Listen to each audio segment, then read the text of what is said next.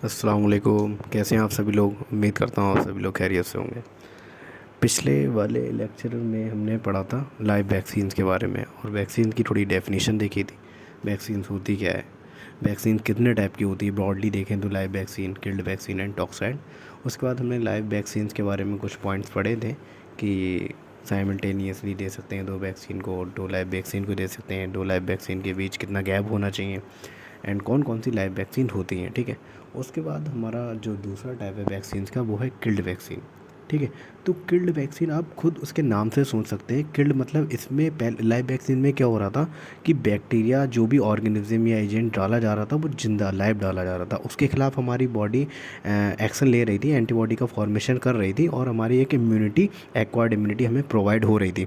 ठीक है, उसके बाद हम आए किल्ड वैक्सीन में। किल्ड वैक्सीन में क्या कर रहे हैं, इसमें इस टाइप का ऑर्गेनिज्म डालना है, या तो वो मरा हुआ है या उसकी जो डिजीज़ कॉजिंग एक्टिविटी है, डिजीज़ कॉजिंग उसके अंदर जो रिएजेंट है, एजेंट है, उसको हमने ख़त्म कर दिया है।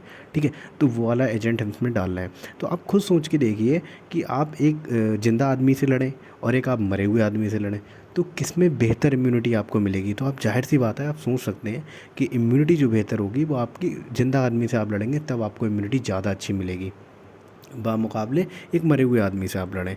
ठीक है, तो उसी प्रकार से किल्ड वैक्सीन जो होती हैं लेस इफेक्टिव होती हैं देन लाइव वैक्सीन। ठीक है, तो inactivated vaccine don't provide immunity या protection that as strong as live vaccine.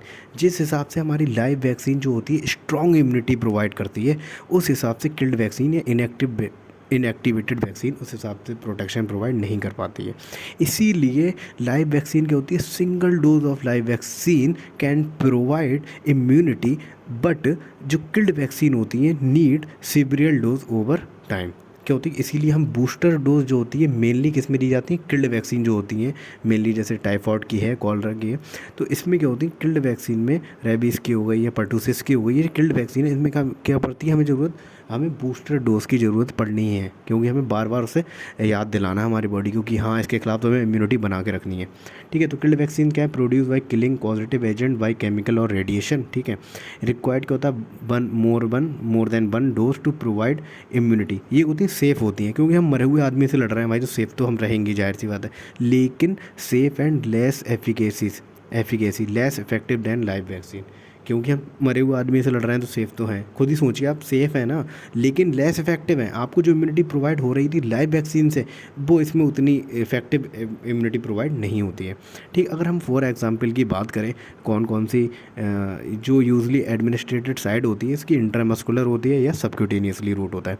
ठीक है, अगर हम फॉर एग्जांपल बात करें कौन कौन सी हैं किल्ड वैक्सीन, जो इनएक्टिवेटेड पोलियो वैक्सीन क्या है, इसे सॉल्ट के नाम से भी जाना जाता है।